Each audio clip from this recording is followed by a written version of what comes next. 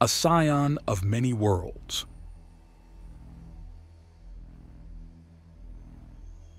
In times of war and in times of peace, it is always the innocent that suffer first.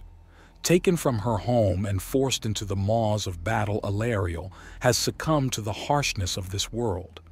Her fight for her place in the universe has come to an end.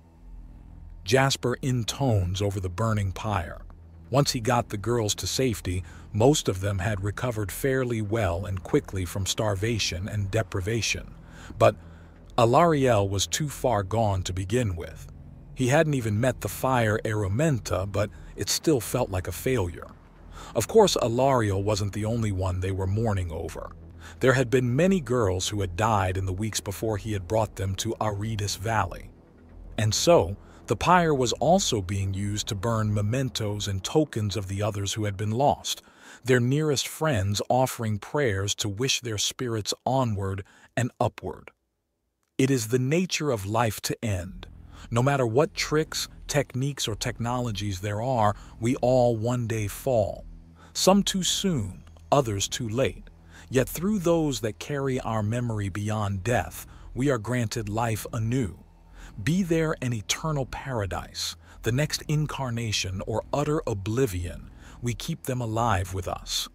Farewell, Alariel, you are remembered. He finishes off his short speech and steps back. There is a lot of mourning that the crowd goes through.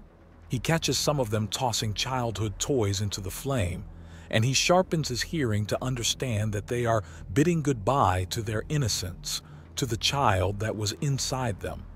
He stands unflinching for them, a large and stern presence that they can rely on.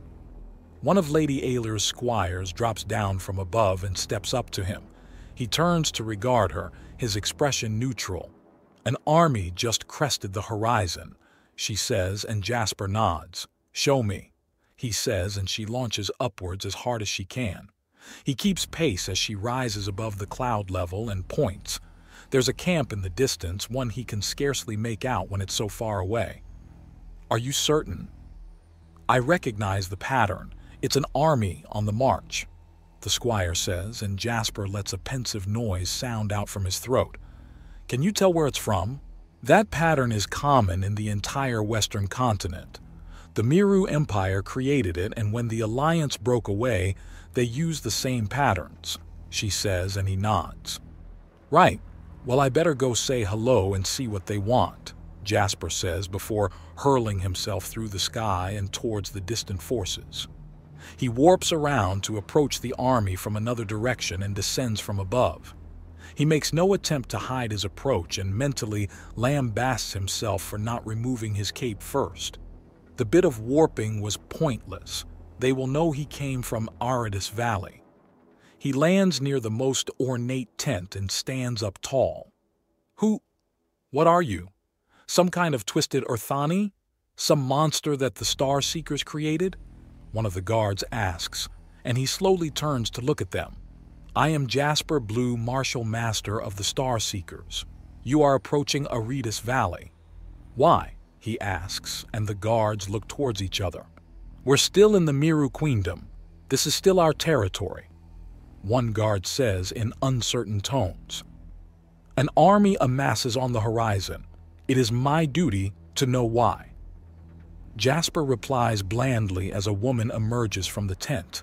She's a light-based Aromenta, so she's surrounded by a corona of illumination. Her uniform is deep blue and green, and she wears a frown like it's part of it. So, the Star Seekers have a martial master again? She asks, and he nods. We're 2 days away from Aridus Valley, even with the fastest Ulthora beasts. I have these wonderful things known as wings. You're an Urthani. Gigantic and twisted or not, your wings are to flutter upon the air, not tear yourself forward on the winds. Light itself is a portion of your body, and you utilize Axiom to empower yourself in battle.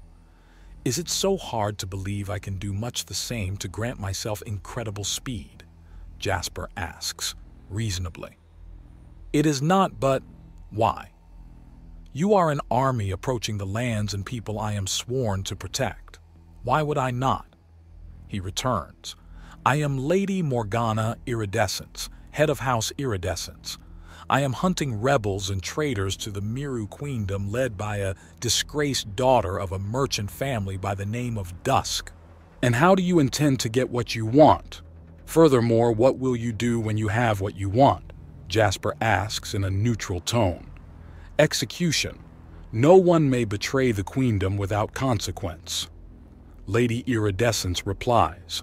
Furthermore, I am willing to burn down your petty little valley to get them, if you think you can offer them shelter. So you know where they are? He asks blandly. Yes, I know you have them in that valley. She returns and he nods. Then you must also know that I know the real story, how they were stolen from their homes and families to be forced into a war they wanted no part of, then thrown to the side and branded as bandits so they could be used to blood another force. It's a pity that the newest battalion of Night Slayers are so substandard that they couldn't find those people. They did. Excuse me? The Night Slayers did find those poor girls, but not before I did, Jasper says and leans down to make sure he's eye to eye with Lady Iridescent. I have offered them sanctuary. They have accepted, and you will not bring them harm. Do you think me a fool? Yes, but that is irrelevant, he says, quoting a video game a friend of Horace's had played. What is relevant is the fact that if you attempt to kill those I have offered protection to, then your lifespan will be measured in minutes at most. You think you can fight many? I fought the Night Slayers, I fought the August Lady Clarity, and I have faced the Dark Mirror to emerge stronger. I am not in danger, Jasper remarks, and Lady Iridescent visibly reconsiders. Shall we test the balance then? She asks, and he blinks. Oh, you are a savage, aren't you? Perhaps not some creature of the Star Seekers. They would know of what I speak. And of what do you speak? He asks plainly. A duel. A proper duel of elemental strength. Of course, something as flighty as an Orthani would be unable to... She begins to taunt him before he holds up a hand filled with fire. Perhaps it is not as refined as pure light, but elemental all the same. He says his hand resembling more an ornamental brazier than a hand proper. Brutal claws for digits tends to do that. You are a battle sorcerer? I am a soldier of the Undaunted, far more than you or any upon Lacron can hope to deal with, Jasper says. The Undaunted? Allies of the Star Seekers. On loan, if you will. You're a sellsword. Far from it, he says before taking a step back. So what is this test of balance? Explain it to me. We both grasp an agreed upon element in a sphere between us. Then we push until the element kills or knocks down the opponent. The one whom is knocked down is issued a punishment blow by the victor. The duel continues until either the conditions are satisfied or one of the two has died. And what will our conditions be? Jasper asks slowly. Surrender or death, she says, and he smirks. Very well. This should be entertaining. I accept the test of balance, he says, and she nods. Let's go then. We have a formal ring to have made then, she says, and Jasper's eyebrows go up. Clearly he stepped into it. Ah, well, pretend you know what you're doing and might even pull it off, he mutters to himself as the call of balance is shouted around the camp and word gets around in a hurry. Nearly 1,500 soldiers surround him and Lady Iridescent in short order with some of the Earth Aeromenta creating a large circle in a clearing. Then 2 spots are placed in it a mere pace away from each other. The test of balance shall begin. Lady Iridescent has challenged this bizarre Orthani warrior. Is there a prize to be won or merely a display of elemental might? A dark-aligned Aeromenta screams out to the roar of the army. I want this army to turn back and leave Aridus Valley and those who have sought refuge there in peace. Ha! A fantasy either way. I am merely the champion of the army. We are made of many units and each commander will have to be persuaded. I see. Then in that case I will fight you for the honor of fighting every single commander in this army. Jasper roars out and there's a pause as everyone tries to digest the thought, then a huge cheer for the sheer audacity of the request. There's no point requesting anything from you, you utterly mad Earthani.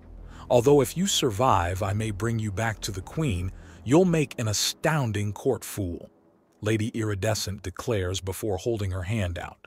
Jasper does the same, and she suddenly fires off an eruption of what feels like a laser into his palm.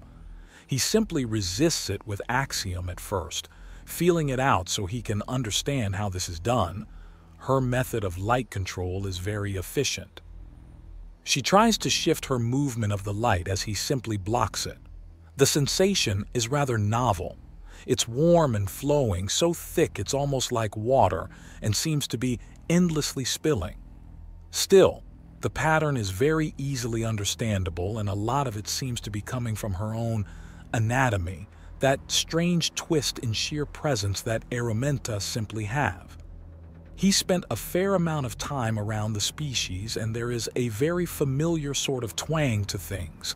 It's not one he can perfectly replicate, but perfection is both impossible and overrated.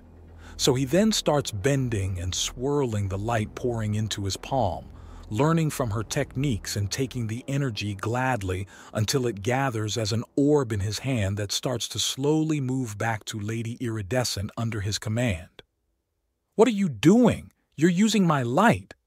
"I was never told I couldn't use my opponent's element. Is this a disqualifying offense?" he asks as she gapes at him. The sheer audacity of the statement distracts her so much she loses focus, and the orb of concentrated light hits her like a cannon blast to knock her down. She rises up in a fury. "That! I'll not count it," Jasper says blandly as she stomps back into the starting spot. She holds her hand out and he does the same. "A different element or more light?" "Quiet!"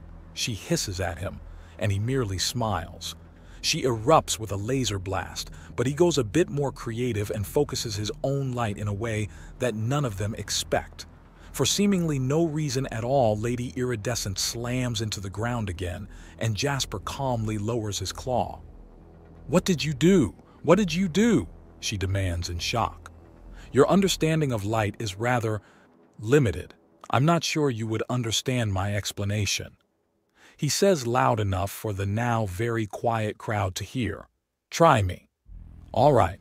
Light as you understand it is energy moving in certain patterns called wavelengths." "What do waves have to do with light?" "It's more a comparison to what the pattern looks like.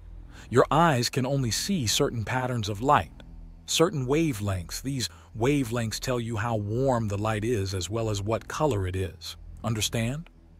"I suppose. These antennae of mine, they can detect different wavelengths. I don't see from them, but I do understand what is around me with them." "What?"